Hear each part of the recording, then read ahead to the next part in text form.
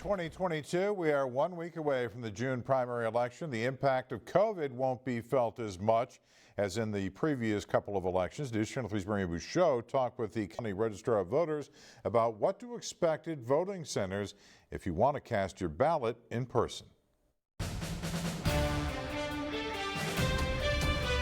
County officials are relaxing COVID regulations for voters in the June primary election. As far as the pandemic goes, in our office and out at our vote centers, all of our staff will be wearing face coverings, but that is not required of voters. Rebecca Spencer with the Riverside County Registrar of Voters says social distancing will also not be required at the vote centers. Masks and sanitizing materials will be offered. And our election officers are trained to keep the voting equipment clean and go through disinfecting practices throughout the day. And depending on the square footage of each vote center, we're still trying to spread things out, not only just for the pandemic, but also so people have privacy in voting. Similar to the statewide elections in November 2020 and September 2021, she expects more voters to vote by mail than in person. That's been the trend. In the previous two elections, many election workers dropped out last minute due to COVID.